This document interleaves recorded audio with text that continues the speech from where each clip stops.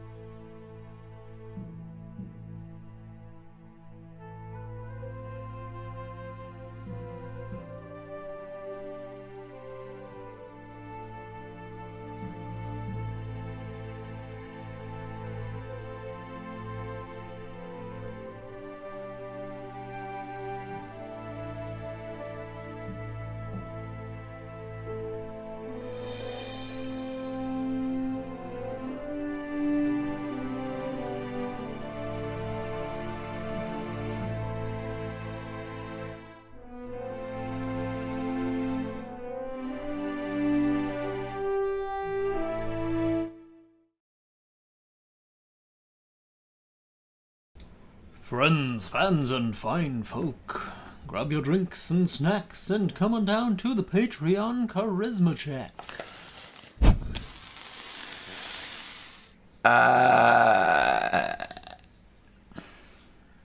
There you go. That's what you get for your money. That's what everybody wants. Hi. Hi everyone. How's it going? Sup? Delightful. Yum. Ready salted crisps. Yum. How's everybody doing? You feeling good? How's your November been? It's almost at the end.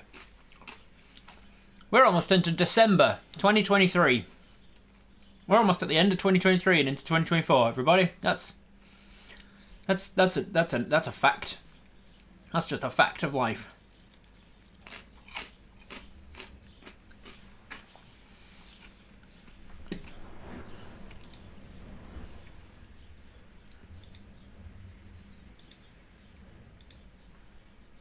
Almost Christmas. 2 weeks of real work left. 2024 is dangerously close. I'm not ready for 2024 yet, because 2024 is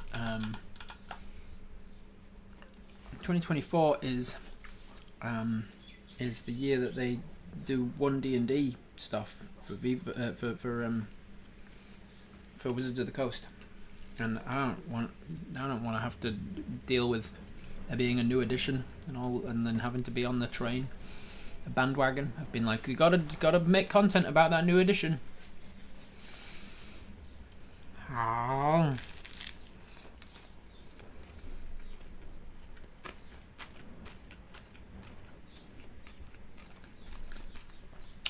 Check out this. Check out this. Can you even call it a sandwich? Look at this. Look at this piece of art. Look at this piece of art that I am eating.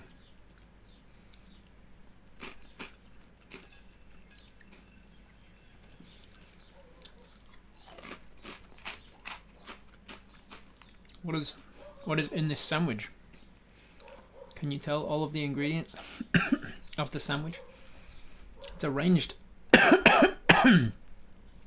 it's arranged like an advertisement where you can see all the layers individually. I had a chicken and mushroom pied. Pied. What is pied?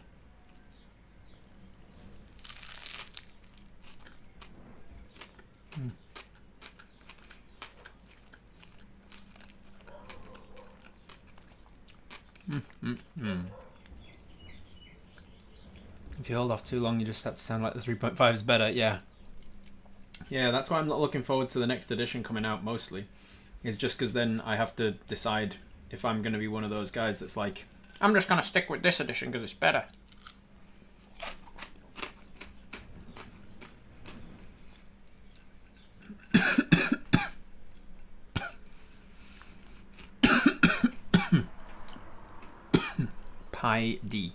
Piedy. Chicken and mushroom piedy.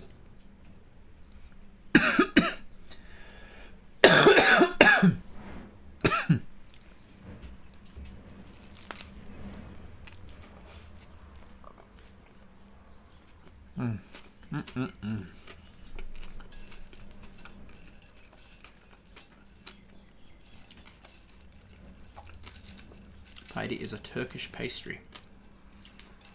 I like Turkish food. Kebabs and that.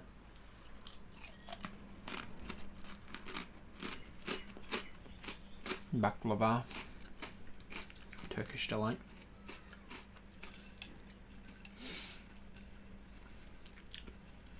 One D&D stuff seems to lose momentum. It did lose a lot of momentum, yeah, with the bullshit earlier this year with the OGL stuff. A lot of people just stopped paying attention to 1D&D after that.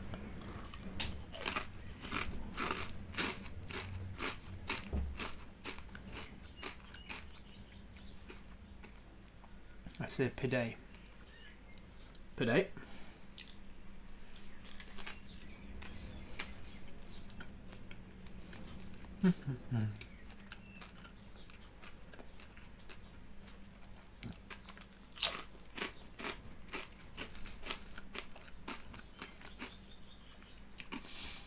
What are you all watching at the moment?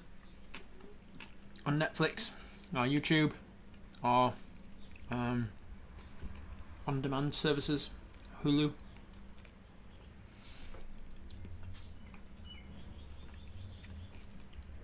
What's your binge-worthy programs?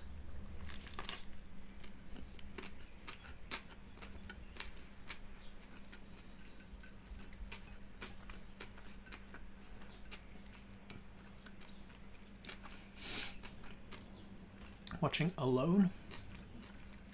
Just finished Schitt's Creek right as I'm about to start it. A little bit of Lexus. Just finished Schitt's Creek again. I was watching Frasier again. I liked Frasier. I watched Frasier when I was a kid.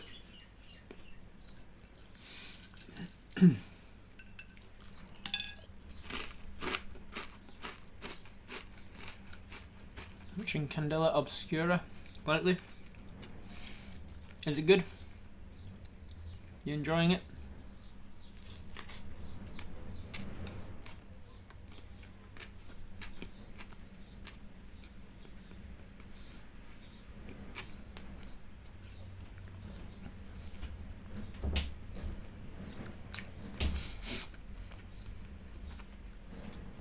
I'm trying to think what GBBS is. Great British Baking Show? I thought it was called the Great British Bake Off, so that can't be it. Great British Bake Off. Grand Design, no. Great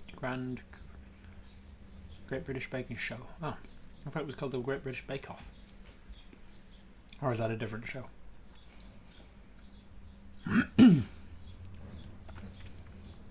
I'm waiting for Reacher season 2 to start. Is that like Jack Reacher? I didn't know it was a TV show.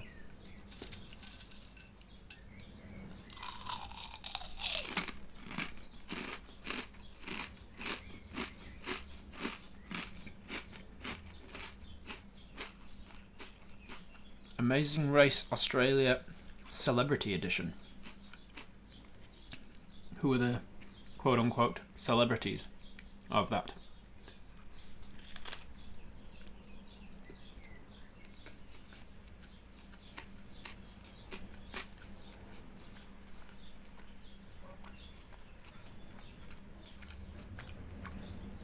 It's Bake Off in the UK.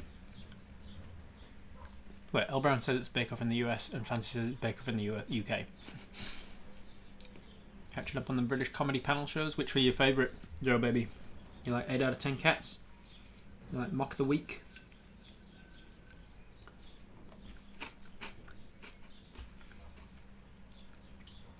Guy who plays Reacher is perfect. What, you mean he's not Tom Cruise? The character that in the books is described as like 8 foot tall and built like a brick shithouse is not played by a notoriously short actor. Trying to catch up on Dragonlance. Been watching a lot of Twitch lately. Nice. Waiting for the big fat quiz of the year next month. Hell yeah.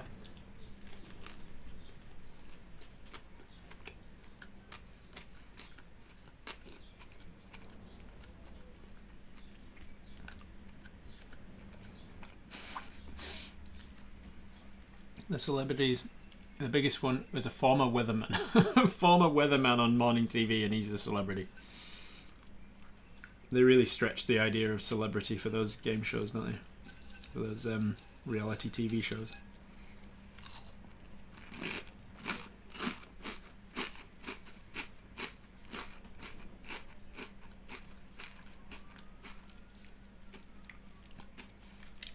Eight out of 10 Cats. QI. QI's a good one. Is QI still good? I haven't seen it in a long time.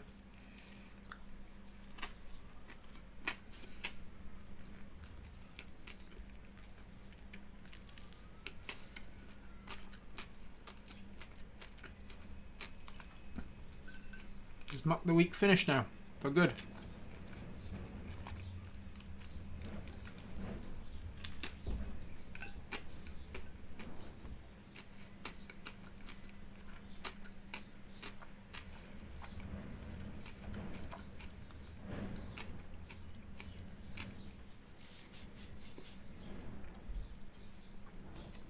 Sup, Michael? How's it going?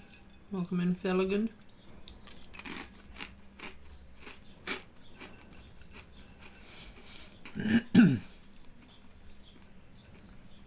Vomit, don't even start with that shit. Fucking Tom Cruise the Muppet. Wait a minute, he's all wrong. No, the series guy is huge, he's nailed it. Have I found a sore spot, right? A pet peeve.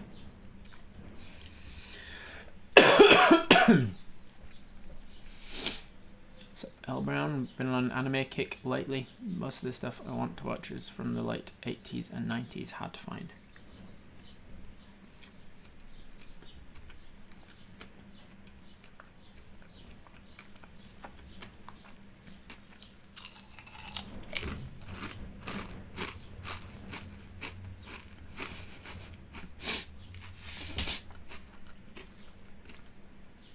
The guy who used to tour with the author as a Reacher lookalike.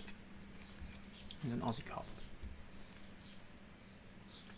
The Jack Reacher author used to tour with somebody who looks like his character from his book. Like, he used to pay him to just come along, just to stand around and look like his character. Anything with Tom Cruise is a pet peeve, I think. Him and what's-his-face Wahlberg. Not a Tom Cruise fan, are you? Oh, interesting.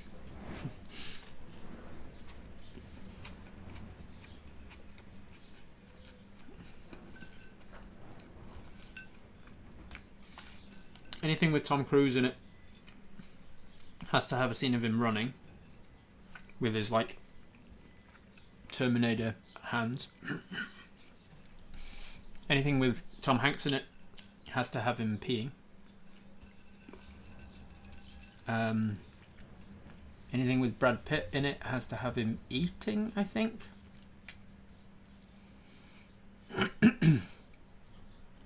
Is it eating for Brad Pitt? I think that's his thing.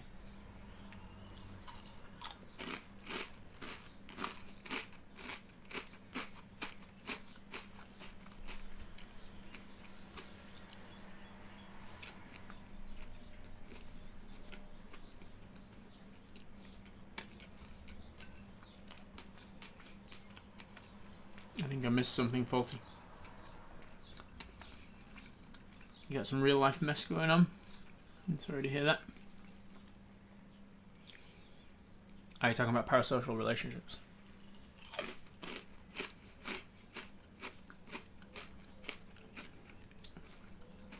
I rewatched Archer's Goon on YouTube the other night. I don't know that one.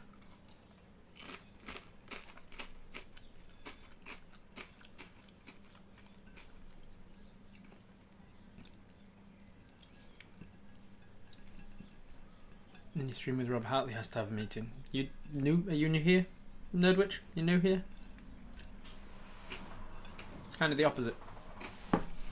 It is a rare occurrence to have me eating.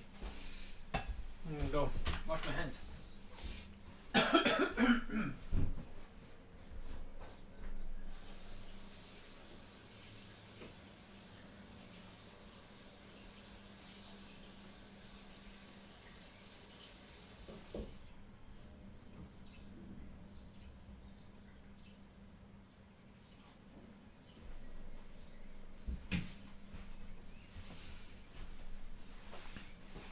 I bet you'll notice it now though. Next time you see a movie with Tom Hanks in it, you'll notice that there's almost definitely a scene of him peeing.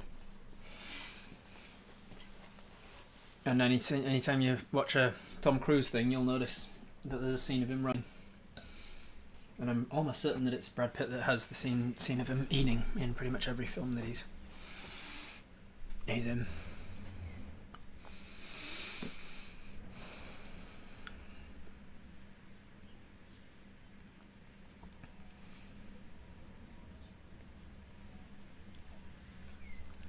This year's been hard to navigate socially and emotionally on every level. Tell me about it. It's been a difficult year. It's extra difficult at the moment because here's something I haven't mentioned in public yet. Lizzie and I met up for the first time since breaking up back in April. We met up for the first time just a couple days ago and just chatted about like divvying up belongings and things, and part of that was talking about Harvey, because the intent was that Lizzie was going to take him when she was in a place where she could, where she was like settled and things and had a place, and she just had to be honest and be like, I just don't see that happening anymore. Like, now that I'm kind of living the reality of being down there and stuff, I just don't think I'm ever going to be able to take him. And so we had to have a very hard discussion about his welfare, and if neither of us can put him first as a priority, we decided that we have to rehome him, which is very sad, and it's been a very emotional few days for me for that.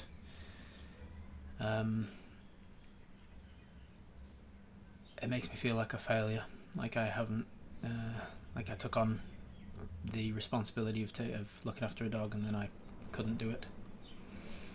And I know that's not exactly the case because my circumstances changed a lot since we got him. But it still just feels really hard to know that I won't be looking after him forever. So that's tough. But I think it's for the best. I can't put him above my priorities. Like I can't afford the time and effort that he needs from me, and I also can't afford the cost of like hiring a dog walker and a dog sitter every day for several hours a day, because that's basically what he needs. He's a very attention needy dog, very intelligent dog, and just doesn't find interest in toys on his own. Like he doesn't seem to be stimulated unless he's actively playing with somebody, and it's very costly of both time and money to do that. So I think it's for the best. I think it's a decision that will work out for the best if he can be rehomed with someone who actually has a dog, or someone who has some land or something and can actually afford to look after him full time.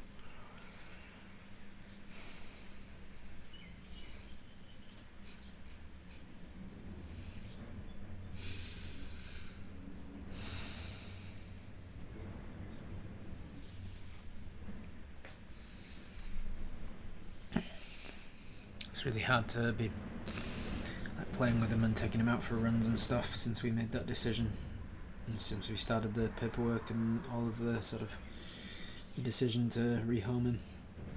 And every time I sort of play with him and look at him, he's just like, he's so oblivious to it. He's so unaware of the fact that he's going to be moving. The fact that he's going to be living with somebody else. He's got so much energy. I just can't handle him.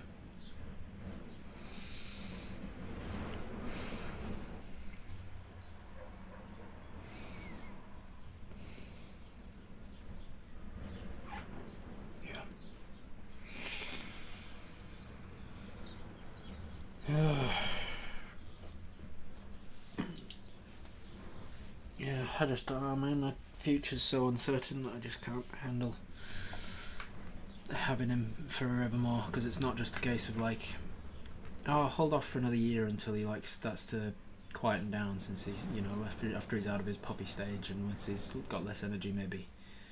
But for a start, that's like a year and a half away. And secondly, it's like, even then it's a holding out hope that he then does settle down. Some dogs just don't. And then after that, it's like, okay, but then I've got to also look after him on my own for the next, 14 years?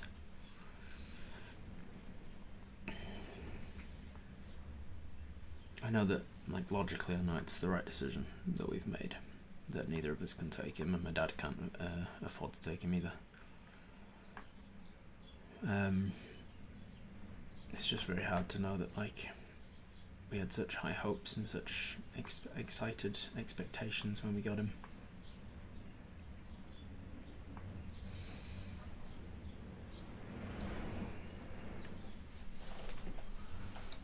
Oh well.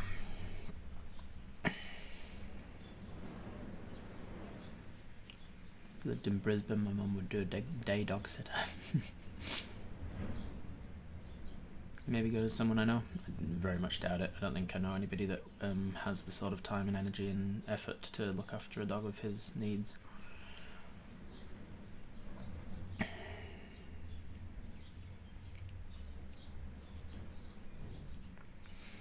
I'll get a good home and be sad for a bit and adjust, yeah.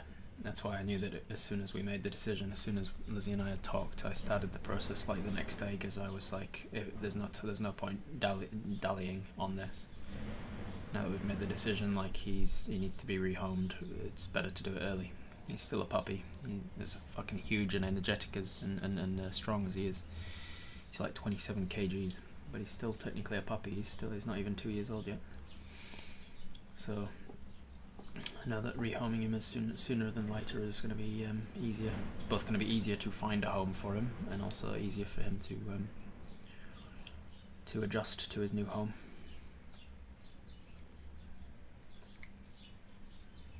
It's a lot of work to share on two people, yeah. Yeah. And to go through that decision when we did my first move, still missed that puppy, but it would have been worse for the dog if I'd taken her, yeah. He's going on a really long holiday. Unforeseen circumstances are unforeseen, yeah. Yeah. So that's just something that's happening that's just difficult on me at the moment. It's making it very difficult to concentrate on stuff.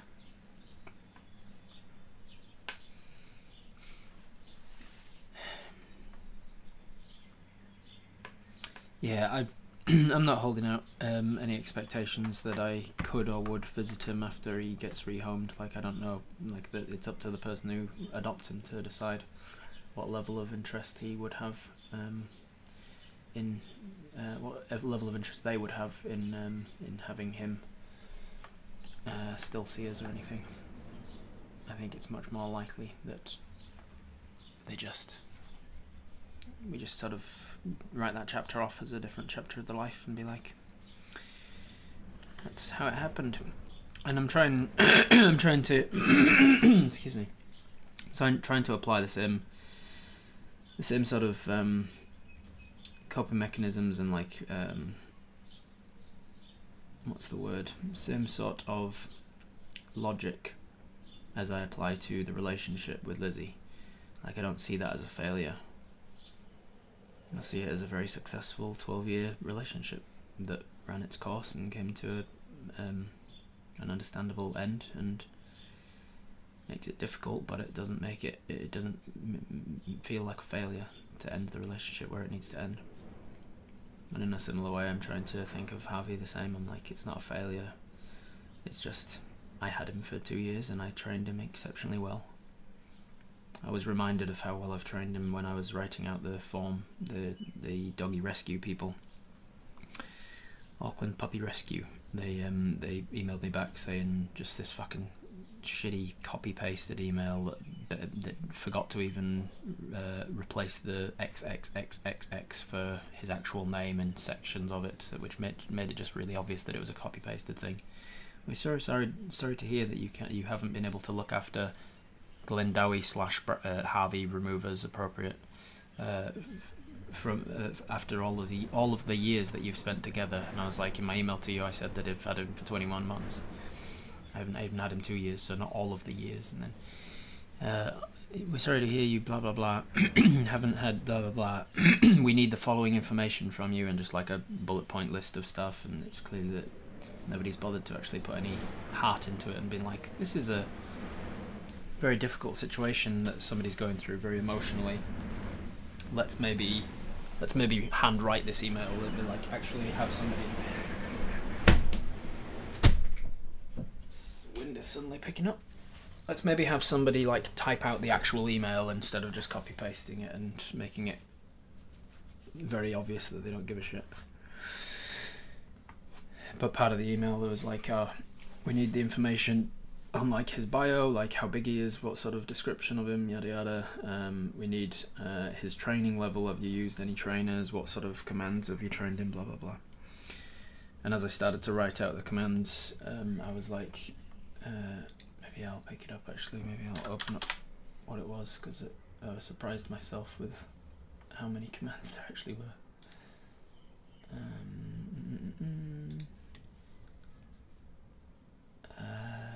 I said, Javi was born around February 2022 and is a dark chocolate colour with a white chest. He's a large and very strong puppy, 27 to 28 kilograms, mostly staffy with some other breeds built in. The DNA test I had done said half staffy, 3/8 Rottweiler and an 1/8 bulldog. Despite these all being fighting dogs, he hasn't an ounce of aggression in him and would make a terrible guard dog. He loves people, even people he's never met who are strangers to my home, and get greeted with excitement and love. I'm slowly training him not to jump up on people, and we're seeing progress there. Javi's training. Javi was trained by me every day from getting him around 8 weeks of age. He knows the following commands with both verbal and associated hand gestures. Sit, lie down, wait, stay, paw, come here, stand up, with me, slow, leave it, drop it, fetch.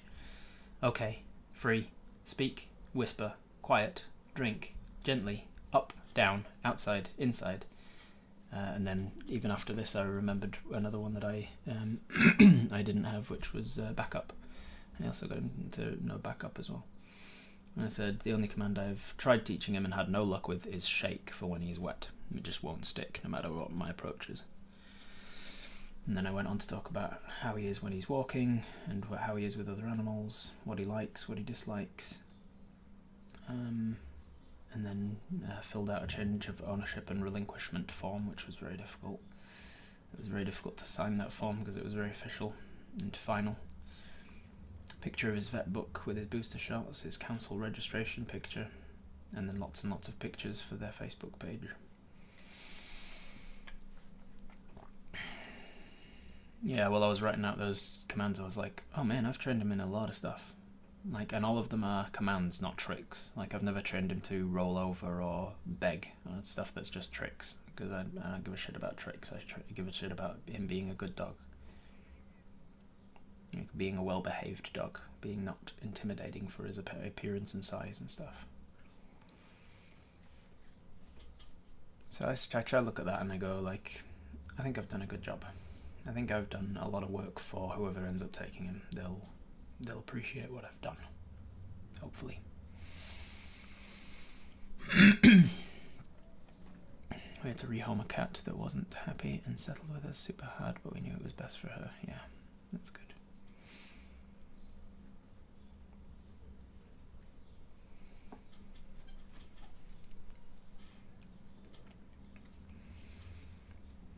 I had to give away a beautiful border collie we loved so much. Had tried everything with training and drugs and was really skittish and would nip noisy kids in the face when he got freaked out. Oh man, that sucks. I'm sorry to hear that, Adam.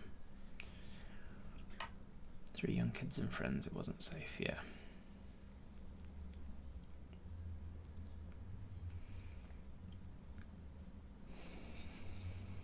Pet behavioural experts and things.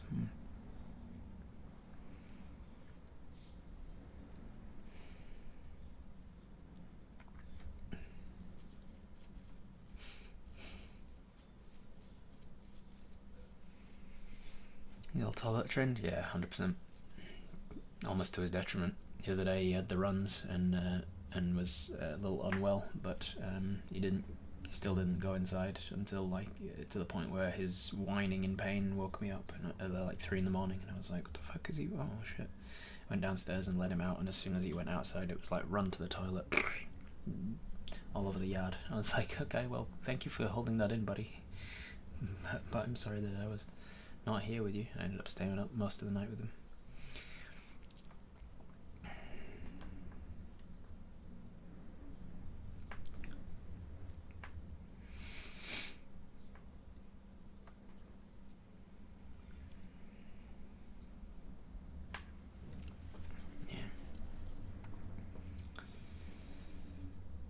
Most vague version of 2023 that describes why I hate it is that for multiple reasons I've had to decide that my child's going to be an only child. Oh, okay. That's a difficult decision to have to make, Faulty.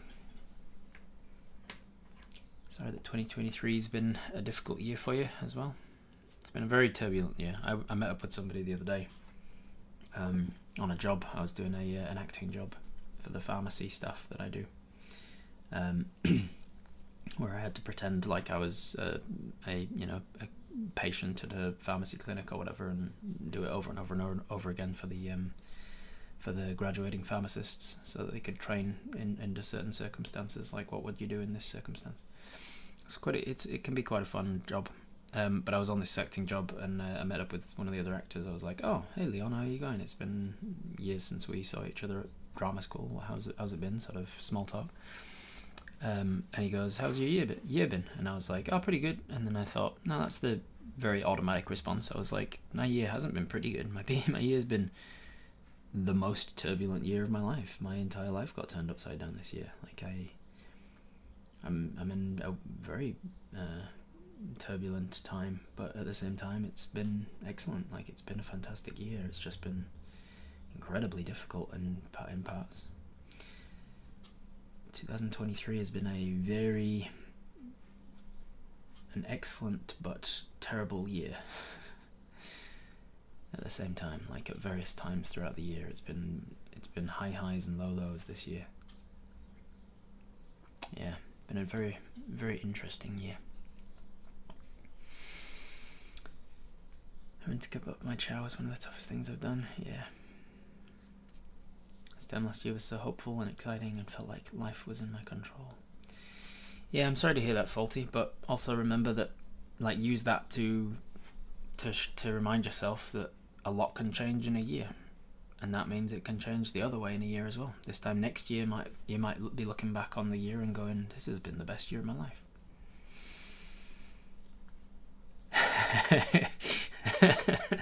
It was the best of times. It was the worst of times. What is that? It's the start of a famous novel, isn't it? It's what is that the start of?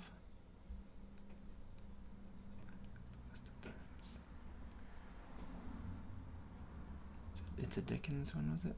It's Great Expectations. Tale of Two Cities. Yeah, Tale of Two Cities. Mum had to give her a basset hound when we first moved north because the landlord wouldn't let us keep her. That sucks. And it's a pattern of several people going through major overhauls in their mid-30s. Strange pattern. Interesting. Tale of Two Cities. It was the best of times. It was the worst of times. Let's play a game. I wanna try this this Sudoku-esque tic-tac-toe again, because that was quite fun, and I think that we can work out some sort of strategies for winning it. And it's a simple enough game that you can be like, "Oh, let's play this over Christmas with your family or whatever." Let's play this. So anyone who missed my stream before, this is how it works. It's tic-tac-toe, or noughts and crosses, or whatever you like to call it.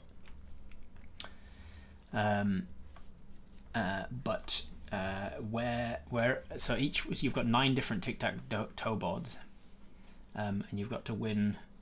There's 2 different layers to it. I think there's one where you just have to win one of them, and then you get that board, and then you keep going. I'll explain later. So let's just say I'll start by example. I will go here, and then because I went in this tic-tac-toe board, because I went in the top left corner of it, you now have to go in the top left board. So you now have to play somewhere in this top left board. 1, 2, 3, 4, 5, 6, 7, 8, 9. Where do you want to play? And where you play dictates which board I have to play on. First number gets it. 1 through 9. Which number are we going in? 9. Alright, so Melville says number 9, which is here. And then because you went in the bottom right corner, I have to play in the bottom right board. So I'll go with here in this top right corner. So now you have to play in this top right board. 1 through 9, where are we playing in the top right board? Mythical said 3 for that last one, so let's take that 3 and go here. So now you're also in the top right board, so I can now play in this top right board as well. Let's go with the middle here. Let's go with the middle, and then you now have to play in the middle board. Joe Baby then went with 6. 1, 2, 3, 4, 5, 6. So let's go with, if you go here, I now have to play in this board over here. I'm gonna go with this one here, so that you have to play in the same board. So now I'm in the middle right board, so you have to play in the middle right board. So in this one here. Joe Baby went with a 1 next, so let's go with that one. And then that goes over here, so now I have to play in this board up here. I'm going to go in this bottom left corner, which means you have to play down here. After the Joe Baby's 1 was Melville's 5, which was this one here. Which means I now have to go in the middle. Middle. Alright, so if I go maybe...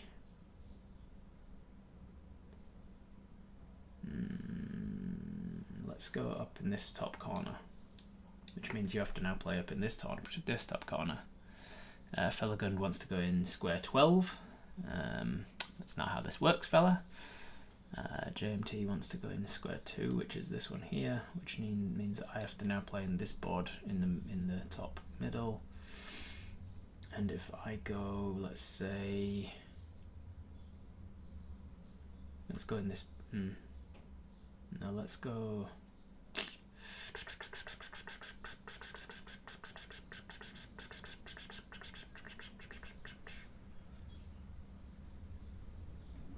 Let's go in this top corner here, which means you now have to play in this board. So that was, who was last? It was JMT. So the next one is a 1, which is this one here. 1 is this space here. So you are here now. Oh fuck. Okay. Oh, but thankfully you just put it in the top right, so now I can play anywhere in here. So I'm going to have to cross that off, which means that you're going to now play over here. It just said 5, but 5 is gone, so we'll just skip that one and go to Julie Roberts. It says 7. We've got 7 here, which is this one, which means I now have to go down into this corner.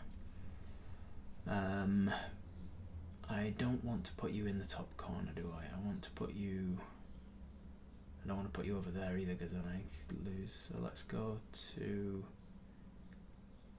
put you in this corner here. So now you have to play over this one. Then Mythical said 5, so let's go there in the middle. Which means I have to play up here somewhere.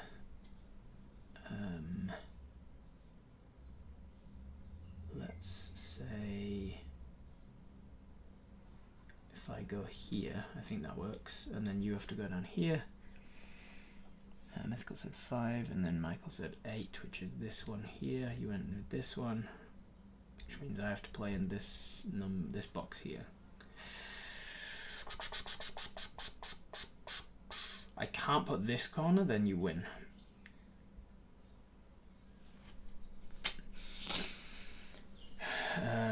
Likewise, I shouldn't put this top corner, because then you win. And I don't want to put the middle, because then you can block me here. So I don't want to go corner, middle, or corner. And you're getting too many O's if I go up in this corner. But corners are powerful, so I'm going to go down this corner here. Where were we? 8 from fella, so then Joe Baby said 1, so then I went in this corner, you are now over there. You say 1, which means that we have to go over here, which gives you a line, but it also allows me to put something here, which means there. Bam, I win. Haha! So, the first the first way to play this game is as we just did. But then the other way to play is that you then play on a mega level. I have now won this square. and then we continue. So I went in the middle to win, so now you continue by going into this one here now. Your baby put 1, Melville put a 5, so 5 is this one here, which means I can then go in the middle and I go here. And then I win again, which means I will I will go with the middle again, so chuck that in here. Oops, shit, this one please, thank you. Please and thank you. So I win, and as long as I don't win 3 games in a row, it's like meta super noughts and crosses. All right, then I went here, so you're now in this game. Melville was last. It's not very tactical on our end. You're just reading our numbers. They're several squares old. Yeah. Nobody said 5. It's too late. 4 is the next one. 4. Melville said 4, which is this one here. Oops. Why am I? Come on, you bastard! I don't want. There we go. You said 4, yes. So Melville said 4, which is this one. Okay, now I have to play in the same game.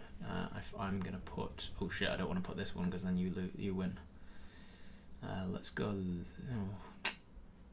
Middle's gone now. So that wouldn't. How does middle work? If I went middle here, then you. I think how I saw it on, because I got this game from online, like an Insta-reel or something. I think if I go in the middle here, if I choose a square that has already gone, then you guys get to pick which square to go into after that, which is bad because then you can either go here or here. So I want to be strategic, and I don't want to go down this bottom corner because you win. I don't want to go in this bottom corner because you win. So I'm going to go this top corner, which is not good for me. So maybe I don't do that. Yeah, let's go up here instead. I'm going to go here, which puts you in this corner here. Somebody said a 4. Melville said a 4. All right. I'm too scared to say numbers. All right. Nobody said any numbers. Now you're up to date. One person say a sensible number. Which number do you want? 2, 3, 4, 5, 6, 7, 8, 9.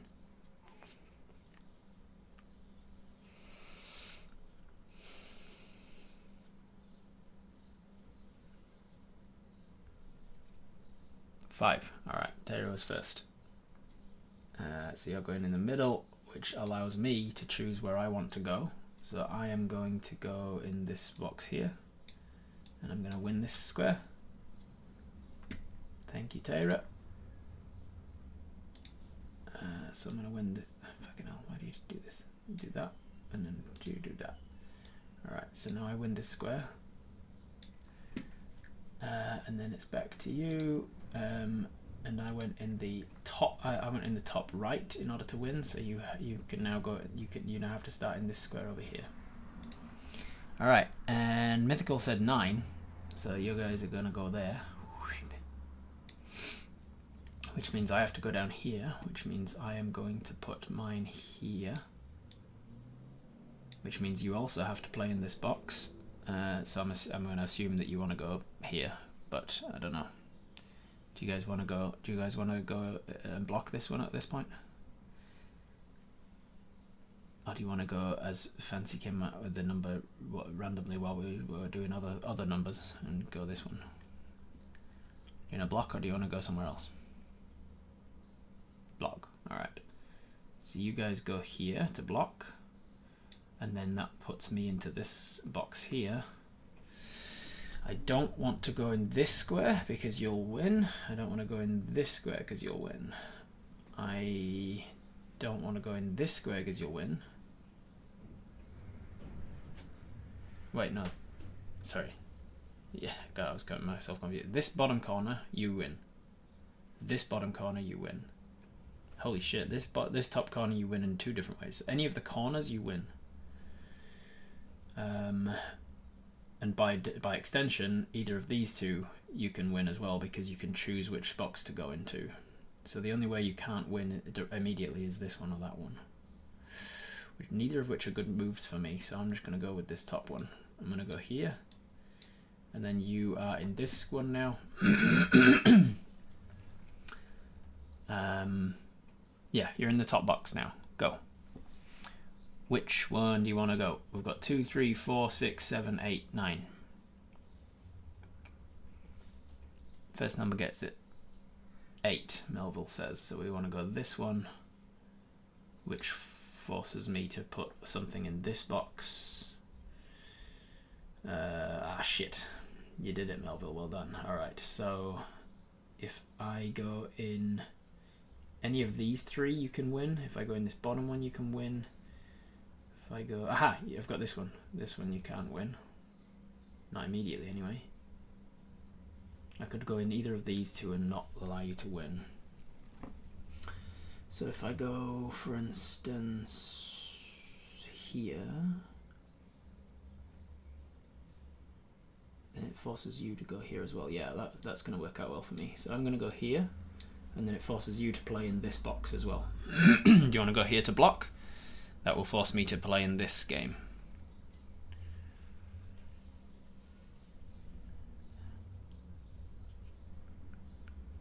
I like this. This is a good game of a good version of tic-tac-toe.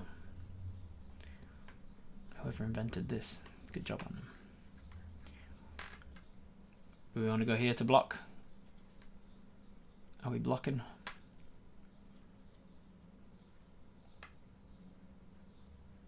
Use the 3 that Jay said before up here. Then that forces me up here.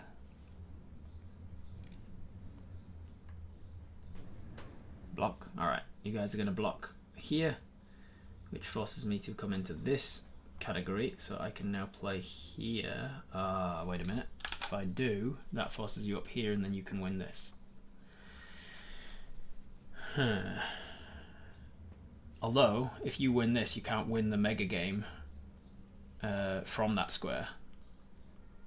And it doesn't block either of my current wins, which is these 2 squares. I need to win one of these 2 squares at the moment, or this one. I need to win one of these 3 squares in order to win the mega game. And none of them are in a good position right now. So maybe I actually don't go for a block, and instead I go for a win, and hope that you're forced to put me in this square instead of me. This is where the tactics come in. I like this. If I put you here, you can go over here.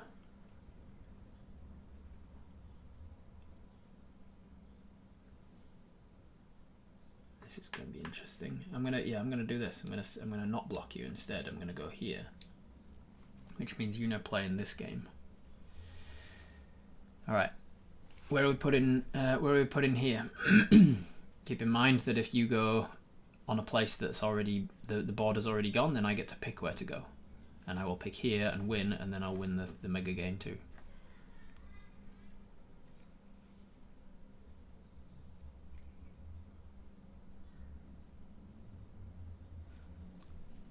So I would suggest don't go in either of these or this one. So don't go in these 3.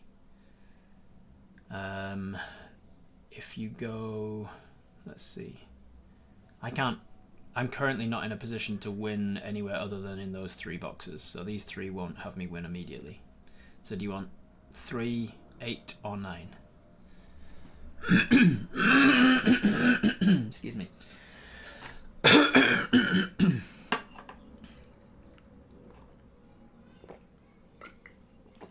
I'm too scared. 3, 8, and 9 can't have me winning immediately. Number 9 will allow me to block you. Alright, Karen spoke up, and you're going in 3. So you're going to go here, which means that I am forced to be in this game here. Now let me think this through. If I go in the bottom, that doesn't immediately lose me the game. If I go over here, it puts me in a pretty bad position because you can go in the mid. Oh, you wouldn't go in the middle though, because then I'd win. You could go. Let's see. So the middle. This one's potentially safe. This one's currently safe. This one is no. That's a straight up don't. You know what I almost did? I almost was like, don't go there. Put a cross through it to be like, no, don't go. Don't use this square. No, I'm crosses, so I don't do that. Excuse me. Don't go there, because then I'll lose. Don't go there, because then I'll lose this one. Don't go there, so I don't go in these ones. So I've got one of these 2. Both of them are safe currently. if I want you to go into this bottom corner, then I'm going to want to be putting it here. I'm going to want to put it here, I think. So I'm going to go there, which forces you into this game. Which number now? So you've got 4, 5, 7, 8, 9. 4, 5, 7, 8, 9. Which one do we want to do? I can tell which people are enjoying this game and which are not, because certain people just stopped speaking immediately. I really like this. I think this is a good version of tic-tac-toe, because Noughts and Crosses is like, I remember as like a maybe 7-year-old, 8-year-old or something. I remember like working out all of the possibilities of tic-tac-toe, and it was like, well, that's done. Now I know every possible, like, if I know every possible outcome from however the first 2 moves of any game starts. All right, we're going with 8, which is this number here, which forces me into this one here. All right, so I can't go in these 2 without losing a game to you. I can't go in this one without losing a game to you, or this one. So these 4, I lose a game to you. This one, I lose a game to you as well. This one I don't lose to you immediately anyway, because you don't have any 2 in a row right now. Yeah, so I'll have to go there. So now you're back in this box, and if you go in any of these 3, I win, and I win the mega game too. So I'm assuming that you want to go in 9, but like, confirmation? 9, yeah, alright, so we're going here, which forces me down into this box here.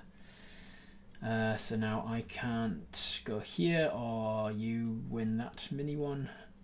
I can't go here, or you get to choose where to go.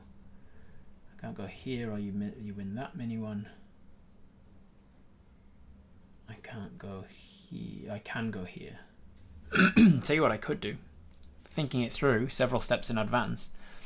If I went here, let me change to a different color to show my hypotheticals, or not apparently. There you go. If I went, what the fuck? I just changed you, didn't I? Obviously don't understand how GIMP works. Okay, why are you not changing? What the fuck? What is happening? Oh, it's because I'm still in the hue of black. Okay.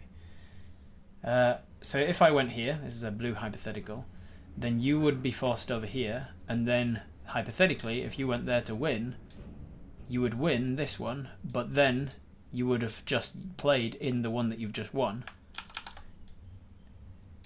And you would have just played in the one that you just won, which means that I then have to play in this game as well, but the game is complete, so I can choose where to go, and then I would go here, and I would win this one, which would win me the mega game. So if I went there, then counterintuitively, you can't go there to win, because then I win. So that would be interesting, to force you not to play in the one that actually wins you the game, because then you'd be forced to play into a different one. Maybe I'll do that. Alternatively, where else can I go? If I go there, you can choose where to go. If I go here, you can go there and win, which would force me to be up here. I can't do shit with that.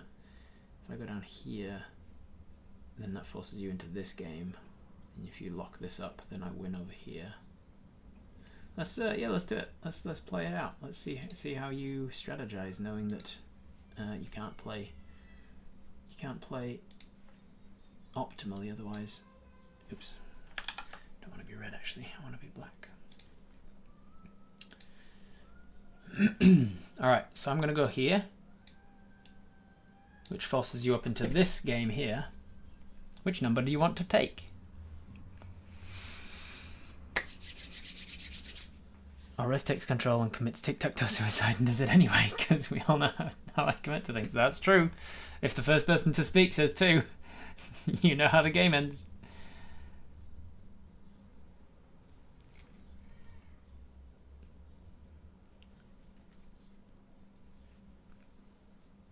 First person to say a number gets to choose where the rest of you go. Joe Baby's asking, should we go 6? If you went 6, I'd be forced to play into this number. And then you're narrowing my options, and then I'm fucked to giving you a win. Adam's done it. Adam's committed you. Adam's committed you. There it is. So you win that one, which means that you win the mega the micro game. For fuck's sake. I'm used to the paint thing of like automatically jumping back to here. You win the micro game. Well done. It's now my turn, and I get to go. I get to go where I want to, because I would otherwise have been forced to play into a game that was complete. So I'll tell you what I'm gonna do. I think I'm gonna go there, which wins me this micro game, this mega game. No, it wins me the micro game, which in turn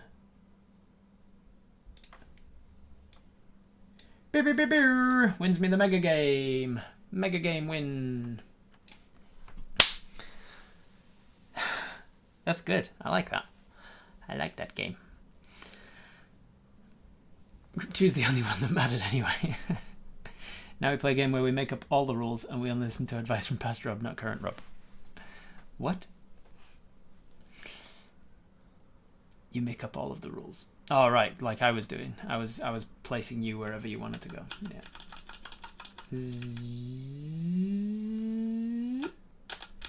The time lapse. You want to see the time lapse of that game?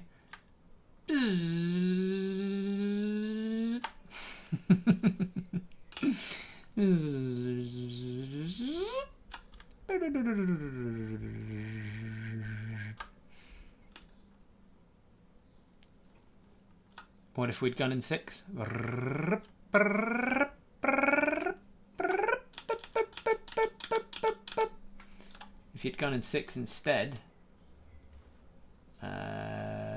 If you'd gone in 6 instead, let's use a different color to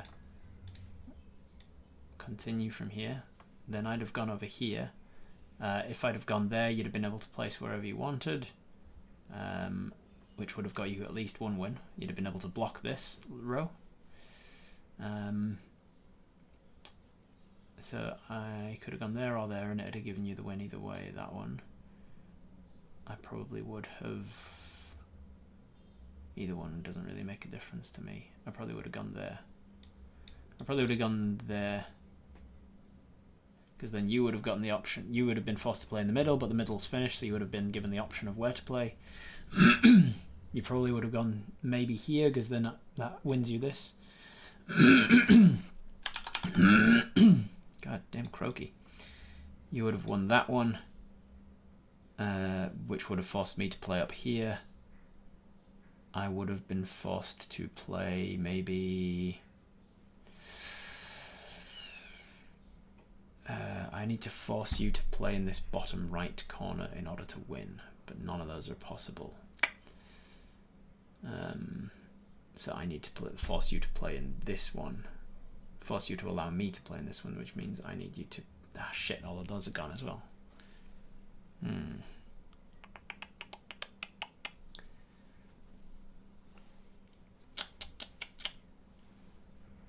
Yeah, not sure. Let's take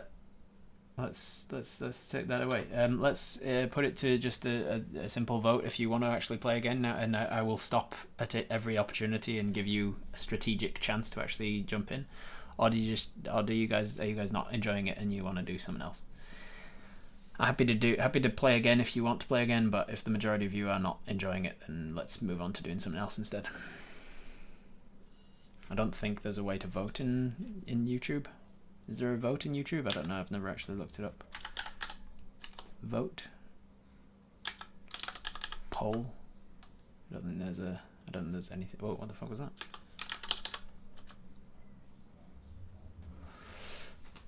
I don't know if there's a way to do that. So just there's not enough of you here for it to make a difference with a poll. Just tell me yes or no. Do you want to play? What is that mess you typoed? It's because I don't. Oh yeah, no. It's because I was across one. Like if you type POLL, but you transpose the the letters. If you just move your finger across one button, that's what happened. So the P became a bracket, the O became a P, and the L became a semicolon. What is that level of code called? There's lots of different types of code. The one where you just literally just move the letters from what they should be on the keyboard. There's a name for that code, but I can't remember what it is. ASCII? No. Not like code as in like coding. Code as in like secret code. Transposed? Offset cipher? An offset cipher, is it? I think it's something like that. I would like to hear you rationalise to Wraith why you need your opponent to make mayoral ribbons. Hey Wraith, you need to make me a ribbon. Because I've got a ribbon, but it's the wrong colour, so you need to make me a bunch of red ribbons, please. Thank you. That's the rationalisation. You did such a good job on making a ribbon that I don't have behind me. There's no proof that it exists. But you did such a good job of making that imaginary ribbon that I need you to now make me some red ones. Thank you.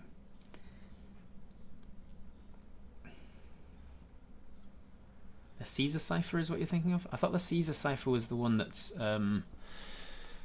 has to be a square number of letters or characters that you're wanting to transpose, because then, like, if it's 25 letters, if your code is 25 letters or characters long, sorry, not the code, use the proper words, Rob. I did a whole course on ciphers at uni back in 2018, I think it was. What's the name for the thing that you're actually coding, the message that you're coding?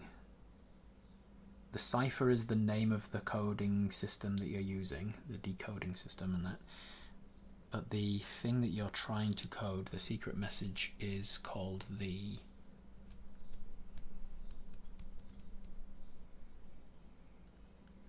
I don't remember. And the Caesar cipher, if the message you're trying to code is 25 characters long, you write it out, the first 5 characters, and then underneath that the next 5 characters, and then underneath that the next 5 characters, and underneath, and so you end up with a square of 5 by 5 characters, and then you read it down the other way. You write it down the other way, so every 5th letter it's along that way. I thought that was the Caesar cipher. Know what I'm saying? No, I'm saying. So like, what's a message? Vote Rob for mayor. How many letters is that? 1, 2, 3, 4, 5, 6, 7, 8, 9, 10, 11, 12, 13, 14, 15, and then an exclamation point makes it 16. So if that's my code, then I would go VOTE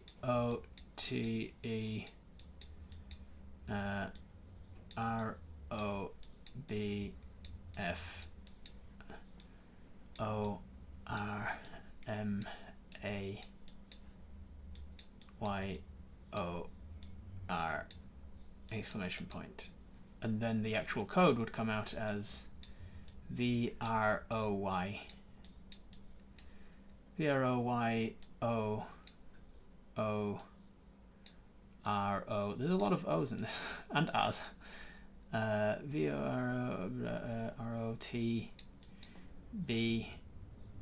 TB MEFA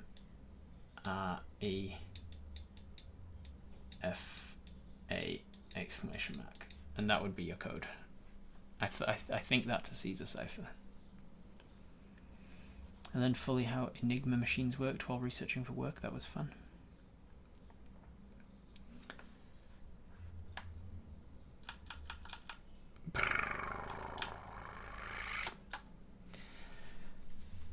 I didn't get a definitive answer from anybody about whether they want to actually play this game again or not. Do you want to play this game again or not? Like with me actually pausing so that you guys can properly strategize and not just me using random numbers for you for the first half of the game? Have you played 5 in a row on checkered paper? Is that just like Connect 4, but with 5? Love the Benedict movie about the computer. The Benedict movie about the computer. I love that. That is. I love that. That's actually enough to actually explain to me what movie you're actually talking about. You're neutral in the game, and a few people say no. Okay, we won't play the game again. What do you guys want to do? You want to play anything? You want to play a game of something else? Or do you want to chat about something? The Caesar cipher is one where the key is a letter that represents how many characters to shift. Okay.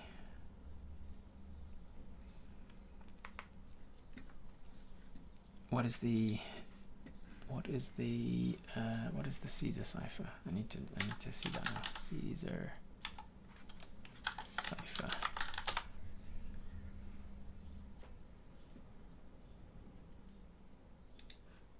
The Caesar cipher. What is the cipher that I'm thinking of?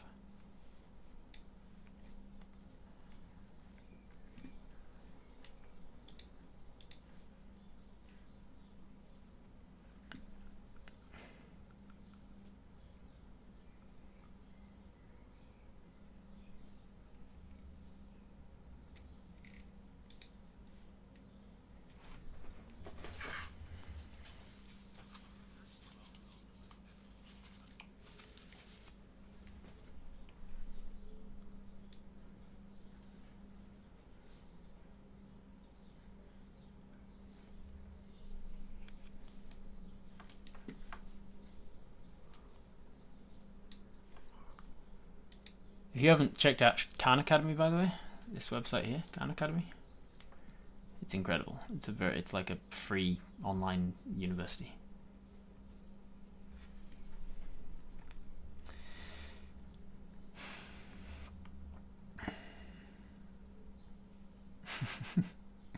That's a you problem. I want to learn more about that bard character you played. Seemed interesting to me, but that's me. Maybe I should create her again. That'd be a fun thing to do. I'm gonna go over here and close this one down. What's this one going on? It's like this. I'll make Alexis again. Sprog loves that song she annoyed you with. Loves that she annoyed you with the song.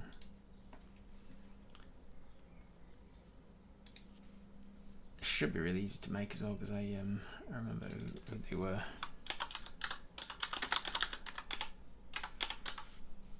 Alexis Sonovek. Some of that shit, some of this shit. Manual, yes.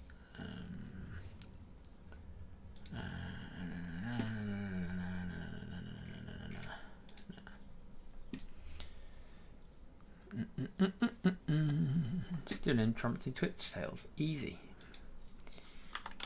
Easy, mate. Half elf. Choose it. Origin manager.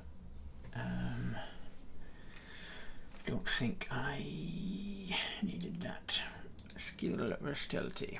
What would she be good at? She definitely had performance in that. I think she gets that from her background, their background performance. And what were they good at? They were very good at all of the charismas. So I'll take all of the charismas. Languages. I don't know. I don't remember what they could speak. Dwarvish, maybe. Bad. Khan Academy's great. Teenagers use it for homework help. Yeah, I used it all the way through university, man. It got me through university. Khan Academy is the best. It's one less than the letter, so if M is the key, you need to know you shift everything by 12.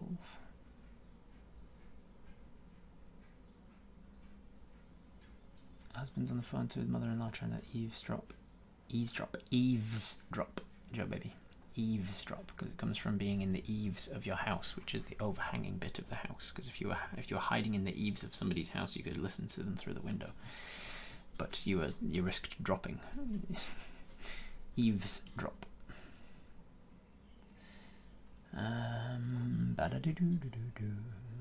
Zombie dinosaurs.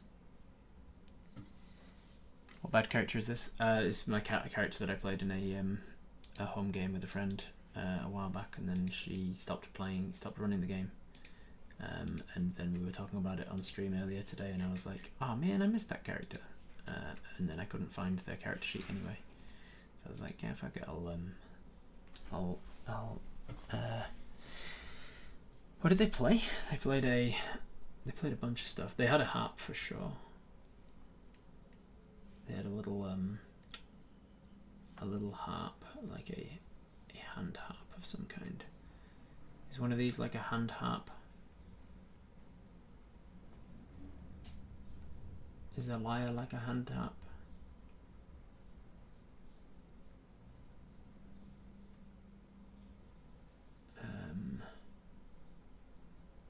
They definitely could play the lute, I remember that much.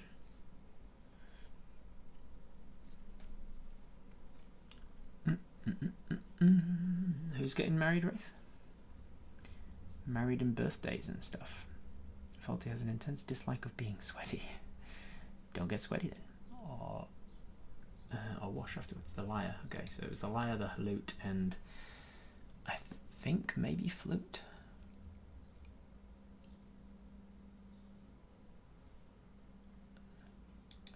I think it might have been flute that they had.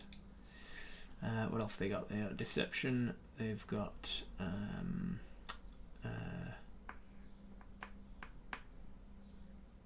am I forgetting? Perception, persuasion, performance. Oh, I've already got the performance up here or something. Skills, no.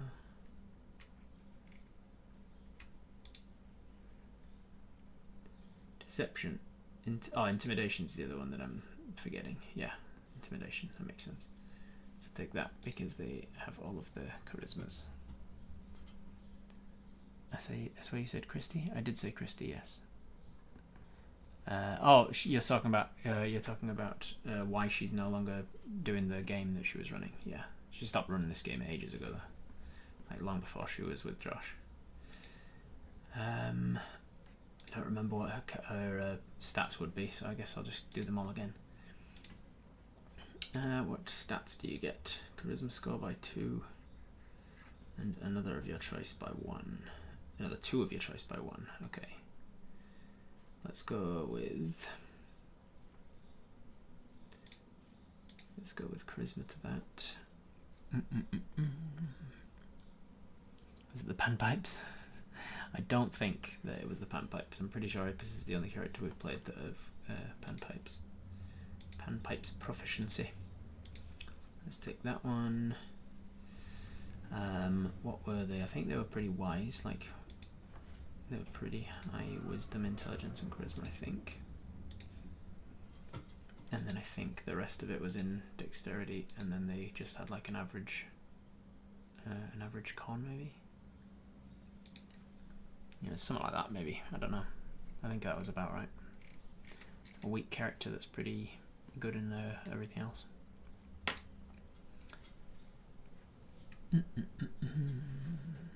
Most of my life is irretrievably based in a city that has 5 months of summer.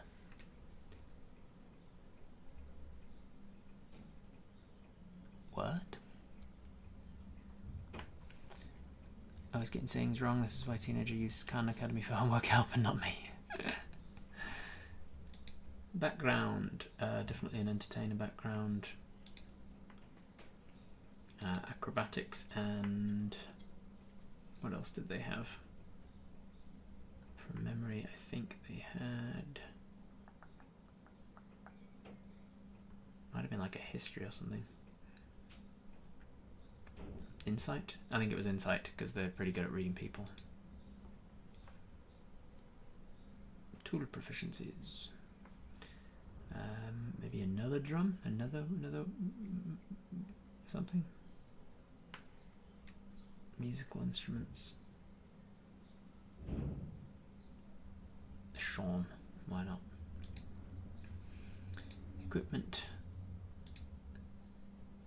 Rapier, I remember they had that. They took the Diplomat's pack because they had a chest that they had to carry everywhere, and that was annoying, so they just left it places. Musical instrument, I started with a lyre and lute, remember that much. Love letter, starting equipment. I measured the weather and how many showers a day are required for me to maintain sanity, and today is shaping up to be a 4-shower day. Fuck, that sucks.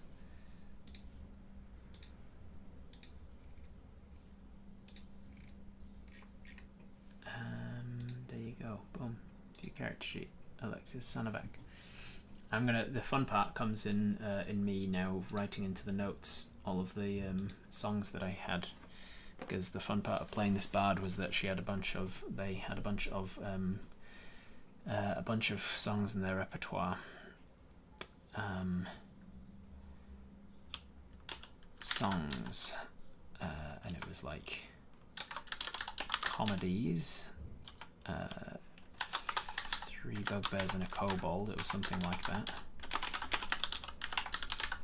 And I had song titles, to be clear. I'm not a lyricist, so I don't actually know how to write songs, but I had a bunch of comedies. The priest and the priest and the actress or something. The song. I had songs, comedies, I had tragedies. I had ballads. I had instrumentals. I had work in progress, like working on certain songs. I wonder if it's in my notes online. I think I'd probably still be able to find the notes somewhere in like a shared Google document to this campaign.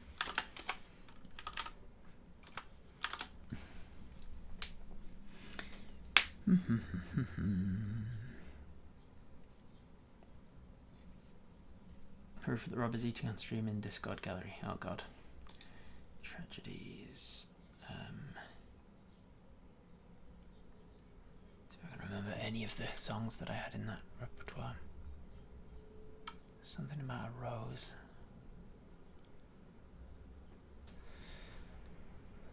The rose bush or something. Tulips.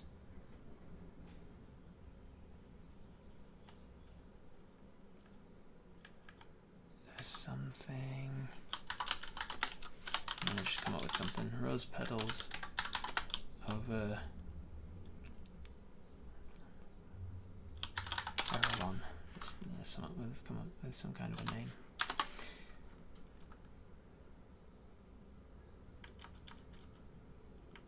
Did I have historical songs as well? I'm gonna have to see if I can remember. See if I can find. Let's go to this one. Work in progress of things. Let me search for. Jesus, what would this be called? I didn't call it Christie's campaign, did I? Christie's campaign. No.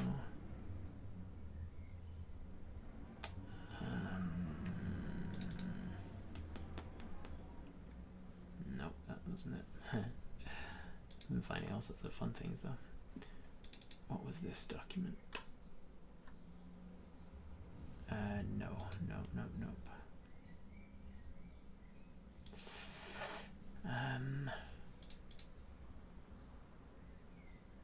What was her get? Oh, Greymore, the Greymore Mysteries, I think it was called. Greymore.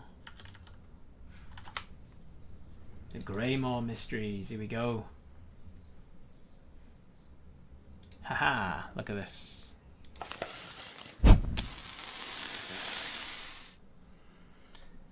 PCs, Alexis Sanovac, 5'7", half elf, dark olive skin, dark caramel hair, slightly pointed ears, side mullet, shaved on the left, hair to the middle of the back, slim, pretty, and androgynous. Charming, outspoken, friendly, dresses well, carries a lyre. Born to a travelling human bard and an elven woman, abandoned by the mother and raised by the father, Alexis grew up on the road, travelling with musicians and performers. Places, Greymore, blah blah blah. Humble hamlet, days ride from Milminster. Locations within. These are my notes. This is what I was keeping a track of, but it was like a shared document, I think, for people to use. Clues. It was a werewolf story. It was a werewolf mystery. Daily log. Travelled with Oswald into Greymore. Alexis. A little bit Alexis.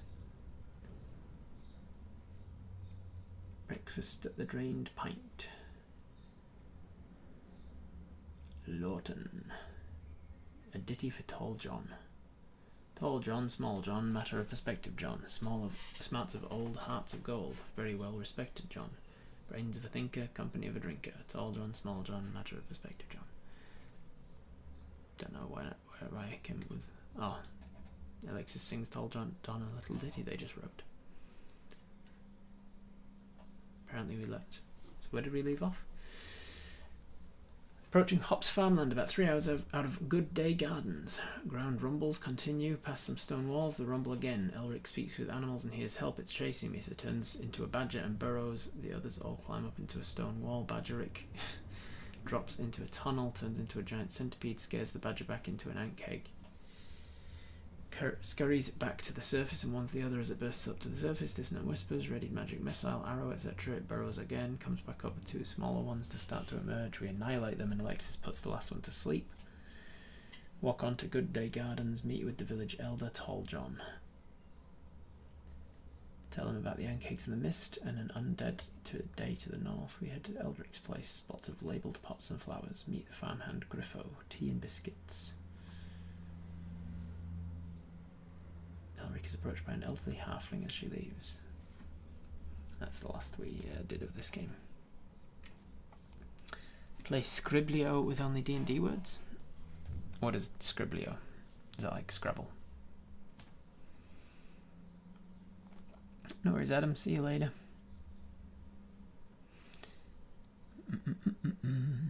I would like to know more about Gary, please. Sure, Gary. Gary the sexy gardener.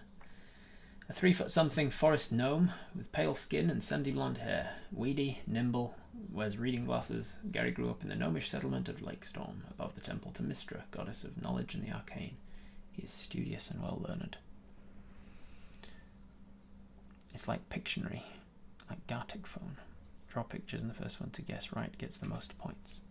Okay, can you do that with a single person in stream?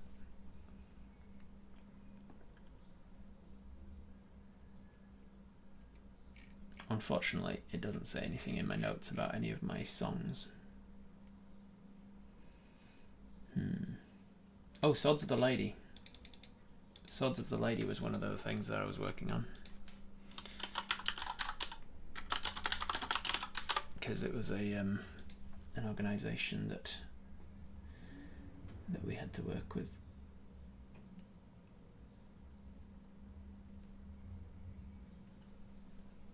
Anyway, doesn't matter. Enough of that.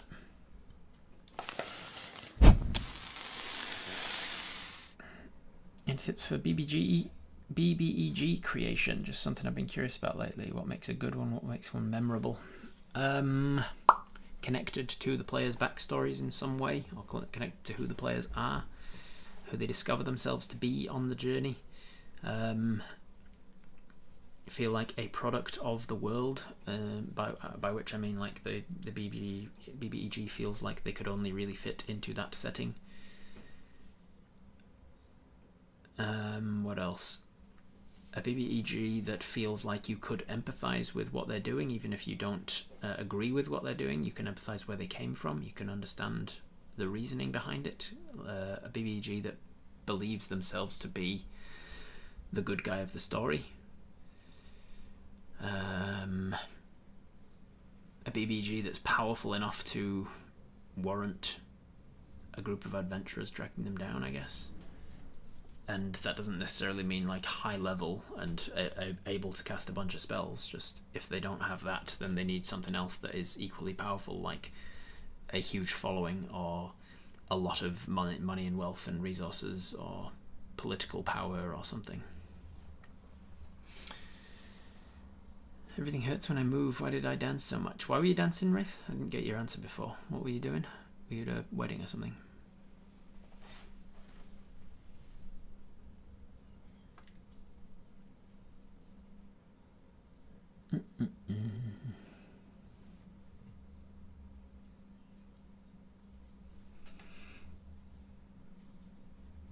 What do you guys want to do? I feel like playing a game. I want to play a game with you. What do we want to play?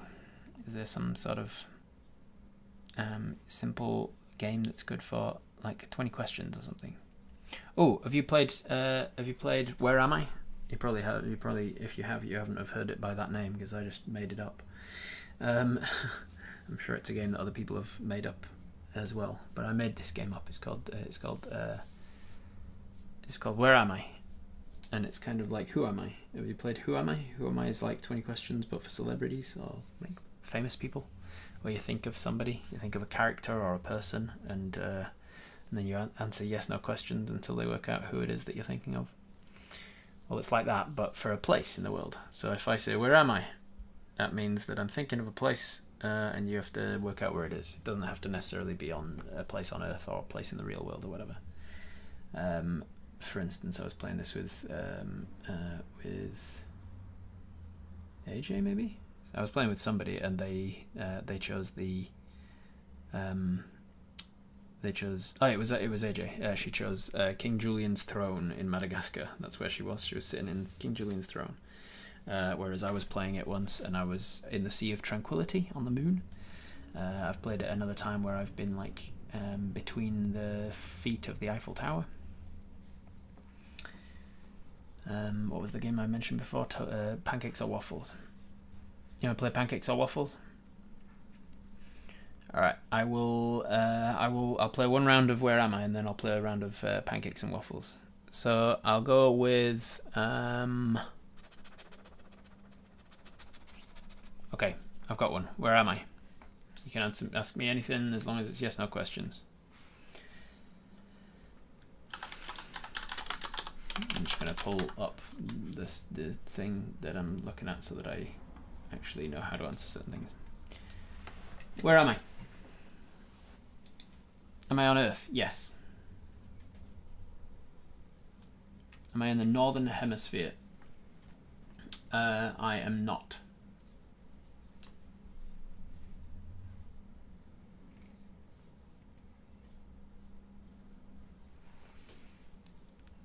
Is it on Earth? Yes. Is it on land? Yes. Is it on dry land? Yes.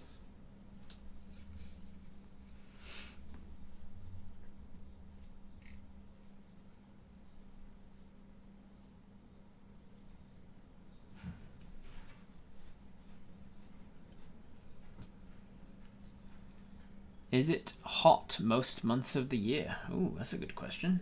Let me find out. I want to say yes. Let's see if it is. Climate.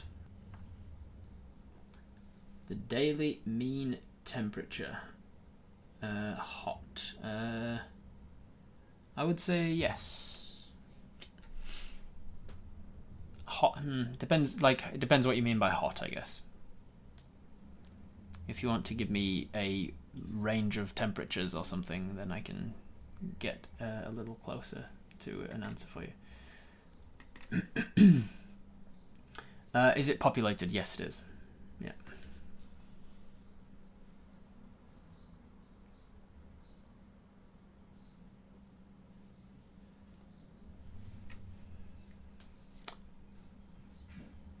I've answered you twice now and you missed it both times. What? Is it on land? Is it on Earth? Yes. Is it on land?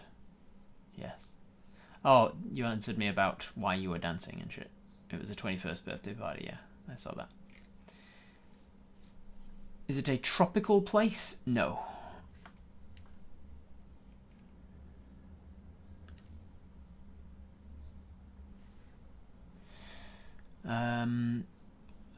It's not in the Northern Hemisphere, no. Is it near the equator? No, because then it would be tropical. Tropics. Tropical means between the tropics. Tropic of Cancer and the Tropic of Capricorn. So it is not in the Northern Hemisphere, and it is not in the tropics. And it is on Earth. which by definition means it's lower than the Tropic of Capricorn in the southern hemisphere. Is it greater than 35°C most months? Absolutely not. Is it in Australia? No. Is it a desert? No.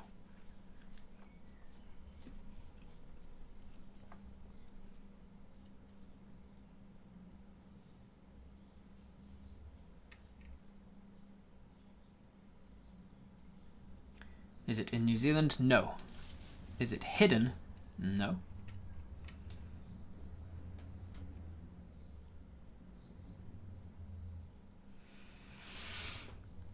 Is it in South America? Is it on South America? No. North Island, New Zealand? It's not in New Zealand. Is it on the African continent? No. Is it in Asia? No. Is it part of America? Yes.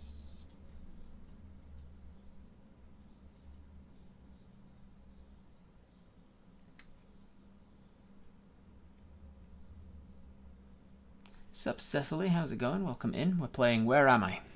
I've got a place in mind where I am standing, and you have to work out where I am standing. We have worked out that I am on Earth, and I am in the southern hemisphere, and I'm not in the tropics, and I'm not in a country that is... I'm not in a place that is more than 35°C most of the year. I'm not in New Zealand, I'm not in Australia, I'm not in Africa or Asia, I'm not on South America, I'm not on Hawaii.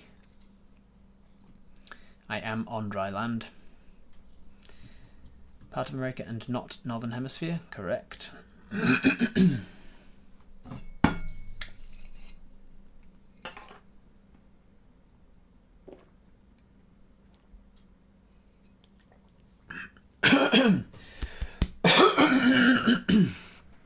Do you travel by it on your way to Antarctica? From where? I don't think so. Via boat. I don't believe so. Is that Antarctica? It's not Antarctica. It's also not hot by the definition of like over 35 degrees. I'll say, just so you don't waste time narrowing it down, it is on average around 20 degrees C, which is 70.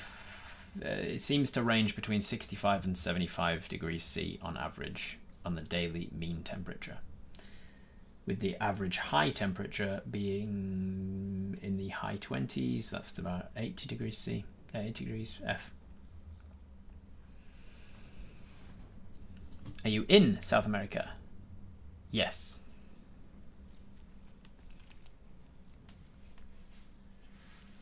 Is it an American embassy? No.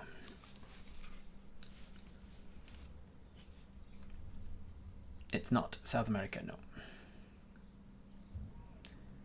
Did you say you are on an island? Nobody's asked me that, but yes, I am on an island. Is it in Chile? Yes. Somebody asked me, am I on South America? And I said no. Somebody asked me, am I in South America? I said yes. I am on an island that is in Chile, but it is not on mainland South America. It is an island off the coast of Chile that is part of Chile. We're getting there now. We're getting closer.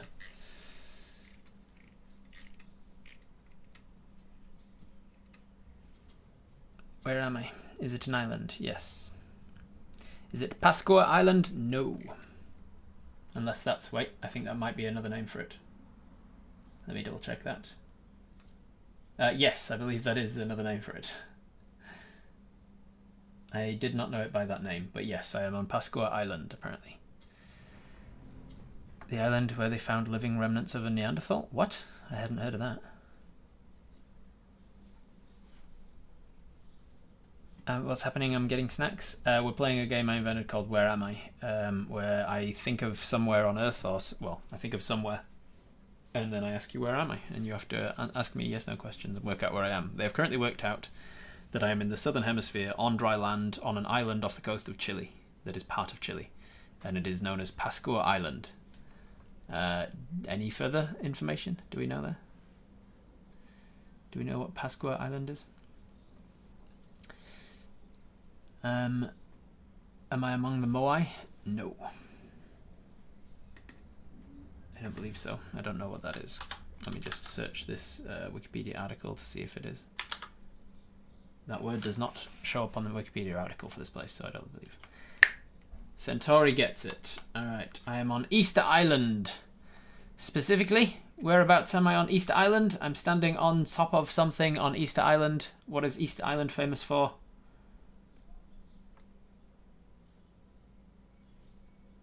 Oh, that is what they're called. Why did that not show up when I Control F'd it? Am I among the Moai? I am among the Moai. The Moai is the name for the giant stone heads. Yes. Okay. I don't know why that didn't show up before. I just saw it on the page. I specifically did Control F, and maybe I spelt it wrong. I can't have. No, it was Moai. I can't spell that wrong. I'm not Wraith. I just got off work and I'm trying to listen to a restaurant next to a bar without headphones while I eat. The big statues. Yes, you got it. That was the answer. I was standing on top of a Moai. I was standing on top of an Easter Island head on Easter Island, which I've learned have a name called the Moai. And I've learned that Easter Island is called the Isla de Pascua, or Rapa Nui. Rapa Nui. Well done. That's Where Am I? Let's play the other game that I introduced recently, called Pancake or Waffle, where I think of an item of some kind of tangible object, tangible noun. Isla, you pronounce the S? Ah, not Isla. Isla de Pascua. I knew it as Rapa Nui. Rapa Nui, yeah. Rapa Nui. The outer slope of the Rano Raraku volcano, the quarry of the Moais with many uncompleted statues. That's cool. I want to visit there one day. All right, I'm going to think of an item. I'm going to think of something. Okay, I've got an item. You now ask me. How does it work again? You ask me pancake or waffle, and then I answer one of those two, and I answer which one is more similar to the item I'm thinking of, and this is where a lot of subjectivity comes into it. I'm like, the item I'm thinking of is similar to and I'm gonna say a waffle.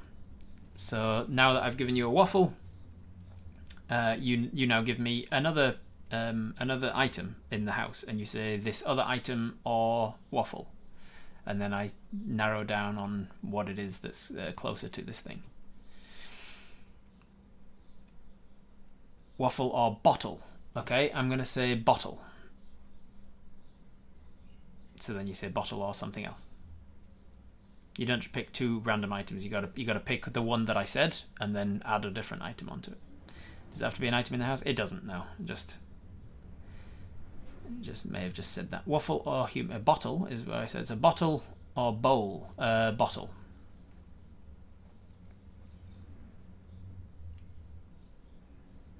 Bottle or spatula. Bottle.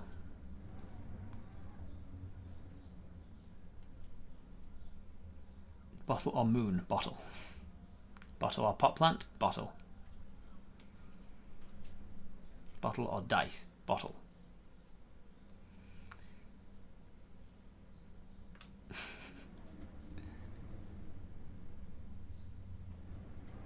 It's pretty amazing that the very second item that you came up with was bottle, because of how close a fucking bottle is to the actual item I'm thinking of.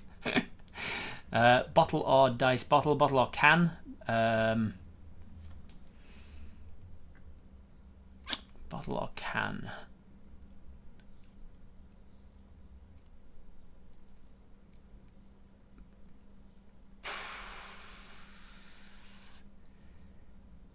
Bottle. Still. Bottle or cup. Bottle. Bottle or book. Bottle. Bottle or tree. Bottle. Bottle or water jug. Bottle. Bottle or cake. Bottle. bottle or cup, bottle. Bottle or can made me think. Bottle or glass, bottle. Oh, Oh. I'm gonna go glass, actually. I'm gonna go glass.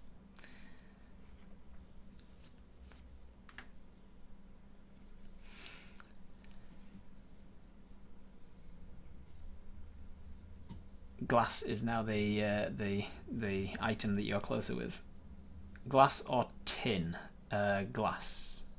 Glass or vase? Glass. Glass or flask? Glass. Glass or mug? Glass. Glass or ceramic? Glass.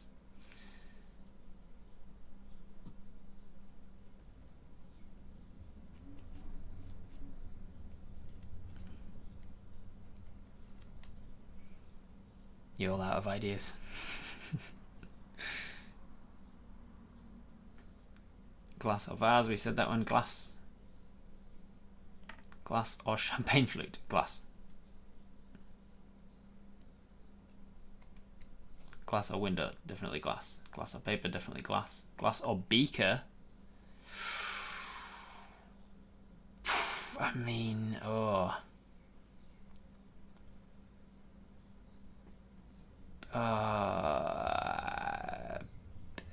Beaker.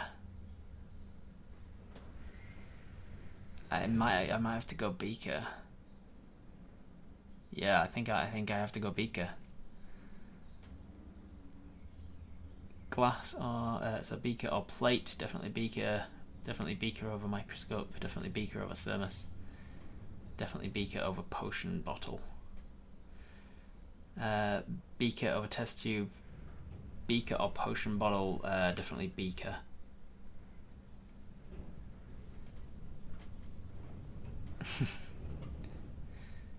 Beaker or a carafe? A beaker. Beaker or a bowl? Definitely a beaker. Beaker or a measuring glass? A beaker. Yeah, beaker still. Beaker or a vial? Beaker. Beaker is now losing all meaning for me. Beaker or a coffee press? Beaker. Yeah, still a beaker.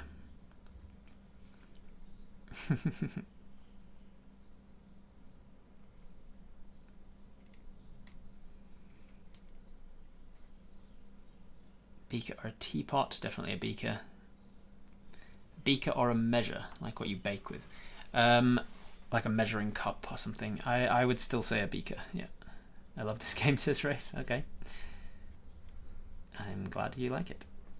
It's hard to judge when you can't hear or see people's expressions and whether they're actually enjoying it or not. Beaker or a tea kettle? Beaker. Keep in mind that I really had to think about whether bottle or can was more appropriate, and then bottle or glass, and then glass or beaker.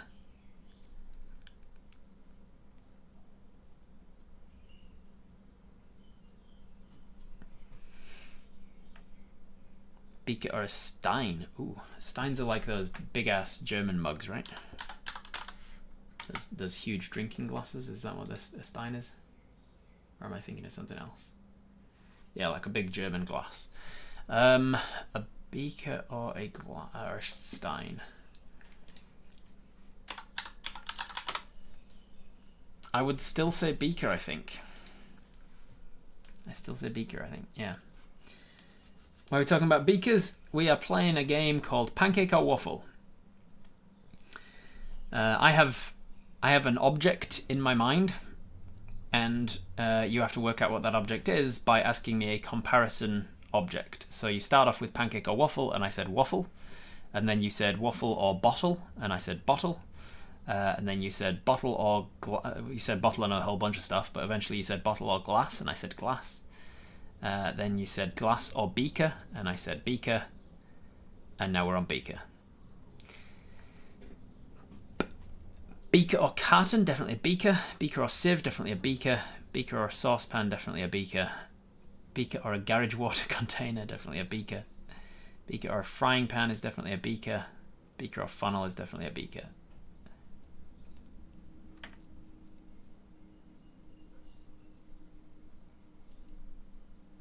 Beaker or thermos, definitely beaker. Beaker or that weird shaped bottle that shouldn't exist that fills itself inside out, a Klein bottle. Klein beaker or Klein bottle. Thank you, Wraith, for your whole thoughts process. Definitely a beaker, Wraith. Beaker or a Bunsen honeydew. What the fuck is Bunsen honeydew? Bunsen honeydew? Oh, very funny. He's the other guy that's with the beaker guy. Definitely beaker. Time to run to the kitchen, I guess. Beaker or a flask, I'd say beaker. Beaker or watering can, it's definitely a beaker. Mixing bowl, beaker, definitely beaker. Or can, still, I mean, if bottle was better than can, and glass was better than bottle, and beaker was better than, it's transitive property, so it shouldn't be can. Although it's still like a, it's definitely gonna have to be beaker for me. Beaker or waffle, it's still beaker, transitive.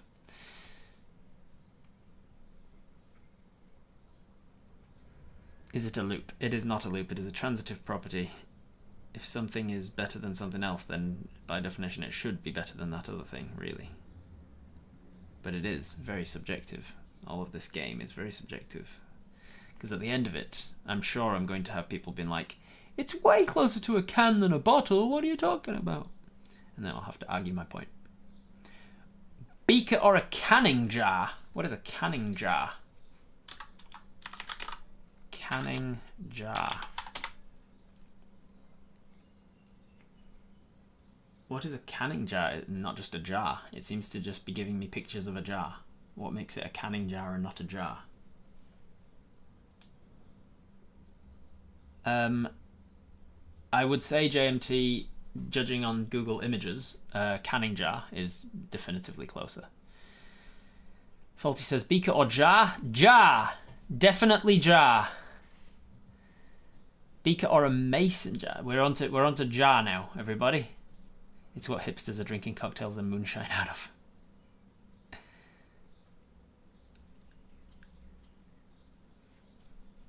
Jar or coffee? It's definitely a jar.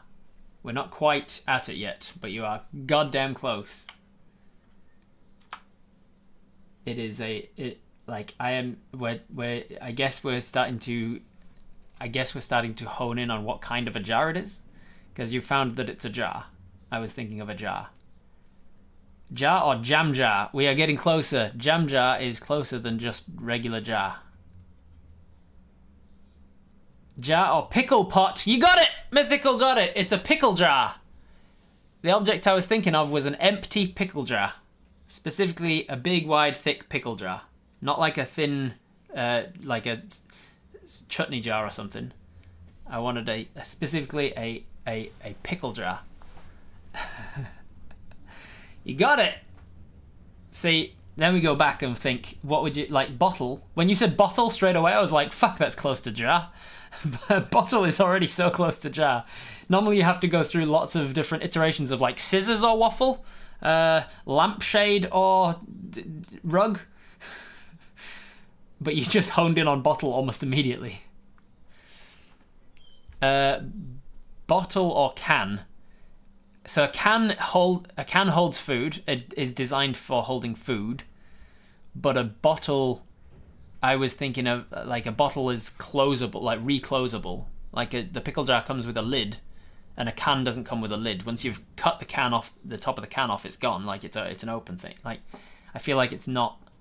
Cans hold liquid. So do bottles. Bottles hold liquid. Cans hold food and liquid, and bottles also can do the same. But like, I also was thinking of like a glass bottle, like a bottle of Coke or a bottle that you put in your fridge. Like I've got bottles of water in my fridge, and that's glass. And so I was thinking a glass jar, glass bottle, closer than a can. Cans are never made of glass. but bottles can be.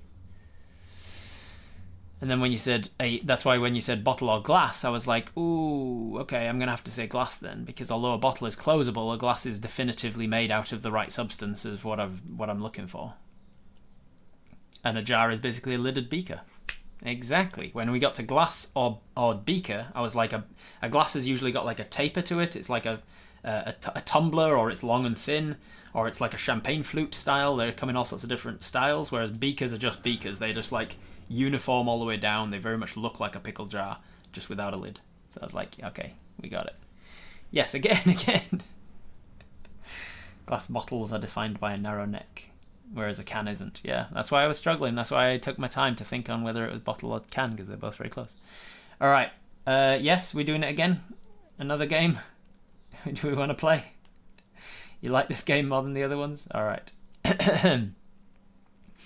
You got to let me think of an object first. Okay, I've got one. Waffle or pancake? Oh, fuck. Waffle. Waffle. Yeah, waffle.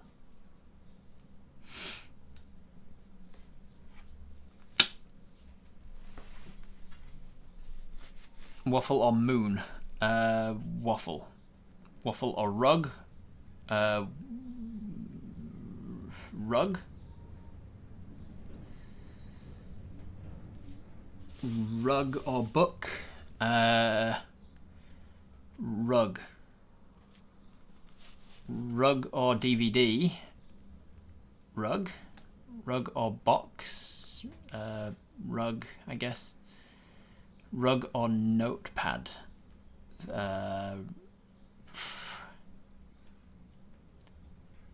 Notepad? I think notepad. Notepad or couch? Notepad. Notepad or duvet? Notepad. Notepad or landscape? Landscape.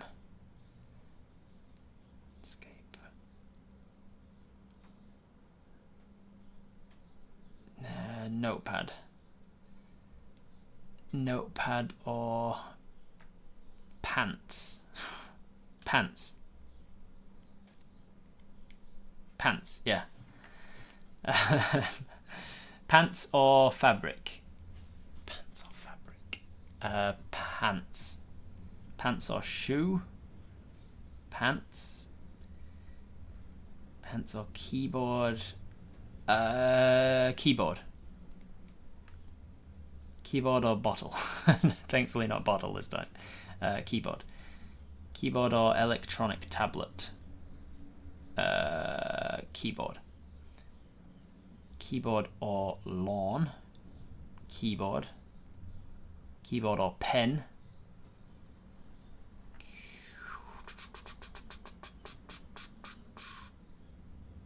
Pen. Pen, yeah, pen. Pen or blackboard? Pen. Pen or socks? Pen. Pen or TV? Pen. Pen or shirt? Pen. Pen or entrance bell, like a doorbell? Pen.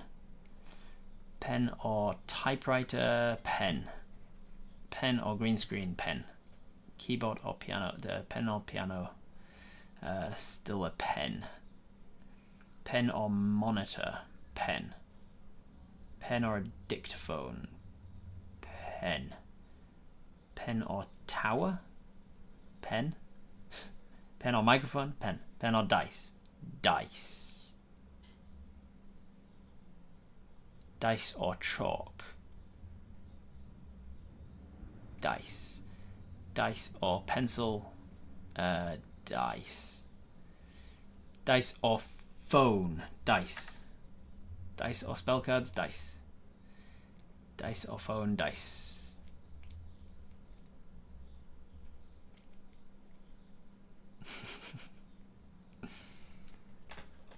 Dice or coal? Dice. Dice or phone? Still dice. Third time we've been asked dice or phone. Dice or calculator? Dice. Yeah, dice. Dice or D6? Dice. Dice or minis? Minis. Dice or sticky notepad? Minis or sticky notepad? Minis. Minis or coin? Minis.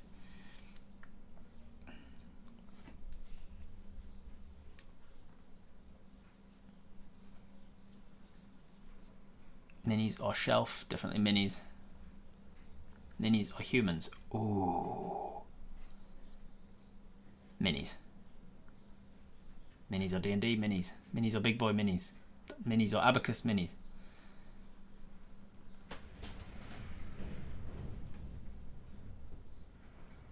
You're much closer with minis than you were with anything else so far. Minis or D&D? Minis.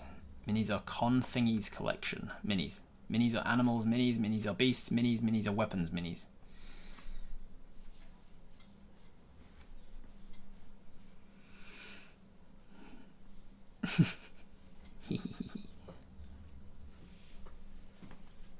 Keep going.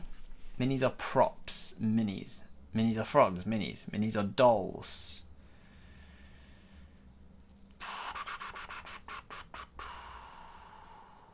Minis. But you were closer there than... Minis or humanoid minis? Humanoid minis. Okay. Humanoid minis or paint? Humanoid minis for sure. Or bees? Humanoid minis. Minis are chess pieces. Humanoid minis. Minis are plastic. I mean, humanoid minis. Humanoid minis or dino minis. Humanoid minis. Humanoid minis or Lego. Lego!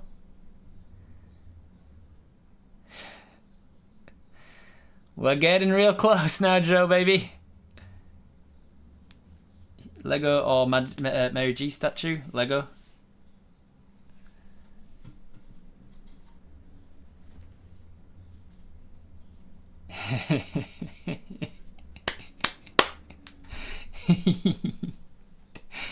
Lego or Duplo? Still Lego. Lego or Minecraft? Lego. Lego or minoring? What is that? Lego or Minecraft? Lego. Lego Mini or Star Wars Mini? Star Wars Mini! I can't believe you went Star Wars straight away, because it was Star Wars I'm thinking of. There's a very specific Lego mini... Oh, minoring minifig, you mean. Minifig or Star Wars Mini. Star Wars Mini minifig is what I'm thinking of. You gotta get the minifig that I'm thinking of that is a Star Wars minifig. Lego or keychain? Nope.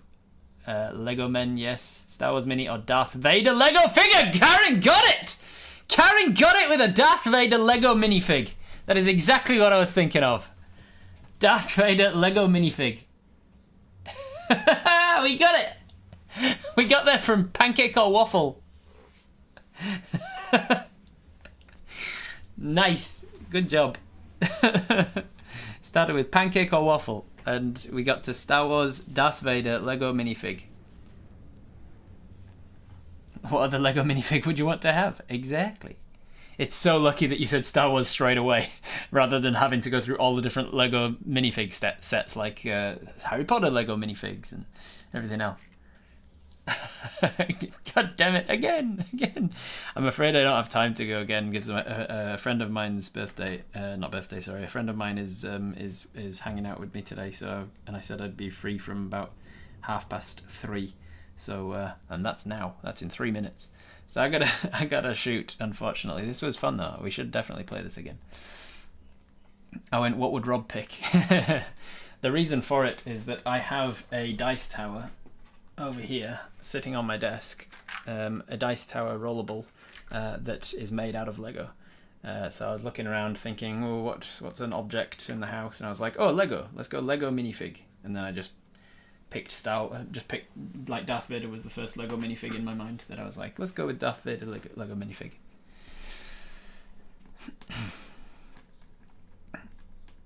Definitely play again. All right.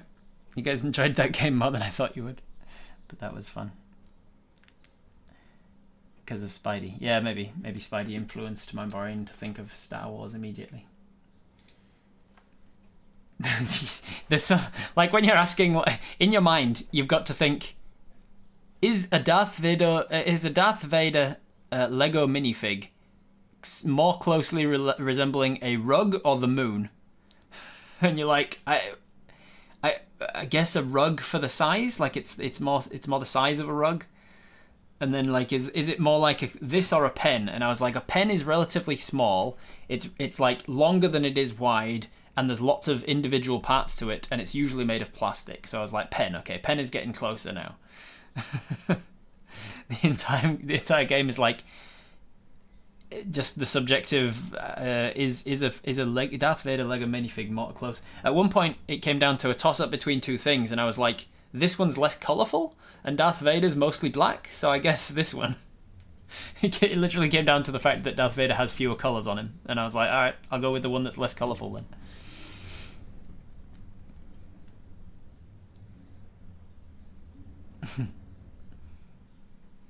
And his cloak is kind of like a rug. Yeah, I guess so. Yeah.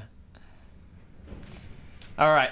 That was fun. Thank you for joining me, everybody. Thank you for being patrons, and thank you for your patience while I go through some difficult things. Anyone who wasn't here at the start of the chat, I mentioned that unfortunately I've had to make the difficult decision to rehome Harvey, because I just can't look after him on my own since Lizzie and I broke up. Neither of us can really look after him. His needs are quite intense, and we feel like we're both kind of letting him down a bit. So we've had to make the difficult decision to get in touch with the people who adopted him to us and ask if they'll take him back.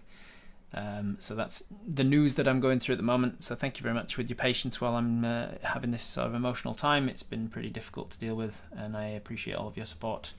I hope you all have a good day, whatever you're doing the rest of the day. And I'll see you in the next stream, which is tomorrow night for the BTS of Adventures in Azerim. Bye!